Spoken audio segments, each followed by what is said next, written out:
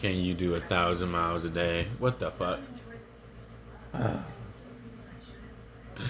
Oh my, 60% of these foreign companies are fucking terrible.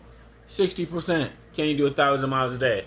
Here's the thing about you as a driver. No matter how many years of experience you got, 5 years, 10 years of experience, don't matter. Don't matter. When you go out here and do OTL for these companies, you don't know where the fuck they gonna run you. Whether they have you drive van, reefer, flat, you don't know what the fuck they gonna run you. Then these go to these random ass warehouses. See, they got office jobs. People that's telling you, oh, you can do 700 miles. They office jobs, bro. They got office jobs. They're not sitting in that warehouse. They're not at docks waiting 4, 5, 6 hours to get loaded and unloaded, or getting rejected because you're too early. Shit. I mean, you know what I mean? In the driver's seat, this is why it's best to work with set customers. Is when you go to these OTL companies, you don't know where they're gonna be having you running. What type of shippers you're gonna be going to? How long you gonna be waiting at docks? So it don't matter if you've been driving 3, 4, 5, 6, 7, 8, 10, 20 years. It don't matter. You don't control shit as an OTL driver. You go wherever they tell you to go, and you deal with them shippers wherever they tell you to go, which is the dumbest position to be in as a driver. It doesn't matter how long you've been driving. Going all over America, not knowing when you're going from one place to the next, then sitting at docks for hours and hours waiting in on out. No. Companies calling you, can you get 1,000 miles a day? I'm like, oh, these foreign companies are the worst. 60%. Now, if you find a good one, great. But a lot of them are terrible. If you find a good one, that's the one thing I will say. If you find a decent one, a halfway decent one, you just gotta stick to it. Shit, it's sad that like a lot of good mega carriers won't hire. Just because you got a CDO don't mean you're gonna get hired, bro. That's what people don't understand. Well, why you don't go here? Why you don't go here? Well, companies are like 60% of companies are becoming way more stricter now. Cause they can. Maybe they got drivers. It's lots of reasons why they won't hire drivers.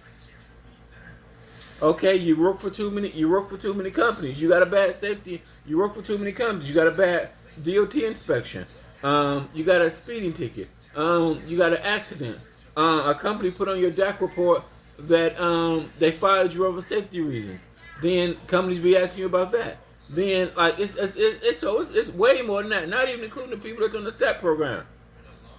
Not including the people. That's not even that. Them 5 things I listed are not even including the SAP drivers. So that's like 7. So just having a CDL alone doesn't, even if they don't matter, 10 years of experience. To me, your 10 years of experience don't mean shit. It just matters about your last 3 years. So 10 years don't mean shit. In the trucking industry, in my opinion. Your last 3 years mean everything. And here's the thing, this companies don't realize, these foreign companies are the worst in the trucking industry. These foreign companies are the worst. It doesn't matter how long you've been driving as a driver. You go to sign up with these companies, you don't know where they're going to send you. They send you wherever. You don't know how, and everything is live low. You don't know where you're going to be going. You don't know how long you're going to be waiting at these docks. So when they tell you, can you get 700 miles a day, do all this crazy shit. Bro, it's not even like they got set customers or set clients. You're just going to be going to random ass places. I hate when they say that. You know, if they would have said, hey, you know, sometimes we may need you to do 700 miles, but don't open up the interview with that. From somebody that work in the office, like these people that you're on the phone with, these recruiters, managers, they're in the office. They're not out at these warehouses waiting at docks. And it doesn't, to me, here's the deal. It doesn't matter what carrier it is when you do live loads and live unloads. It doesn't matter. The standard, period, no matter what carrier you work for, you are going to be waiting. If you got reefer, shit, you're going to be waiting even longer. If you're doing reefer, you're going to be waiting even longer. So companies that say 700 miles doing reefer, you need to make your appointment time, and then once you get there at that warehouse, you may be waiting hours. So reefer live load in between I would probably say 2,000 and 2,300 a week. You're doing good if you do 2,300. You're doing good because you waiting at these docks. Like, it doesn't matter who you are as a carrier. When you a carrier, it doesn't matter. You go all over to these random ass warehouses. So it doesn't matter It's not. That's not about the driver experience. 5, 10, 20 years don't matter. You're gonna be waiting at the docks like all the other drivers, and it doesn't really matter the carrier. Like carrier, like the best position a driver to be in is working with set clients. Seriously, finding you a nice and something nice where you're not driving all over the country. Finding you a nice running lane. That's everything. It doesn't matter, man. You don't want to run all over the country. They don't pay. It doesn't pay because you just out here with all these random carriers doing a lot of random loads. You're going to be waiting at docks. So that's the biggest negative anyway. Company asks you, can you do 1,000 miles a day? And what? On top of everything live load. So this is called the nightmare of trucking. It is. It's the nightmare of trucking. You don't know how long you're gonna be waiting at Anheuser-Busch, Pepsi Cola. I mean, I've been in warehouses 5-6 hours, bro. Like seriously, this veterans don't tell young people you really don't want to do live load. Live loads suck.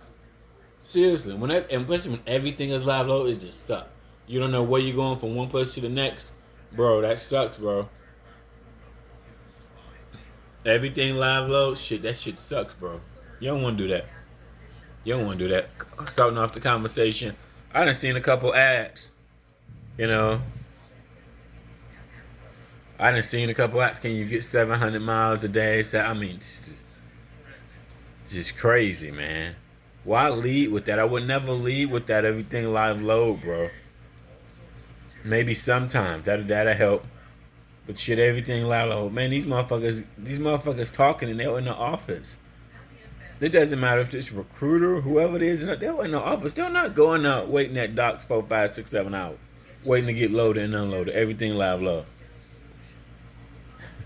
To me, how long you been driving has nothing to do with going to random ass warehouses. Okay? You know the truck. Maybe it depends on what type of truck it is.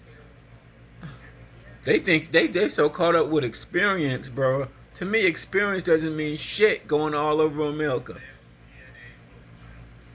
Going places you ain't never been before. It'd be different if you work set lanes, set areas. No. 5, 10 years don't mean shit. Leading with I need you to get 1,000 miles a day. Man, oh, y'all fucking kidding me. What the fuck is wrong with foreigners? What is wrong with foreigners, bro? How many miles did you drive a week? How many miles? I hate when when everything live low. I hate when these carriers ask you from Jump Street how many miles did you do. It doesn't matter. You're going to warehouses and sit and wait. And then if that warehouse take too long, your afternoon load go get canceled. So if any time if you're gonna lose out on miles, you're gonna lose out on miles with live loads because you're gonna be at docks waiting for long hours. It almost happened to every company I've been with for a while. Every company I've been with for a few months, and everything was live load. My morning load was so slow, my afternoon load canceled. That almost happens like every 3 months, at least once a month. It just depends. Hell, sometimes it may do more than that.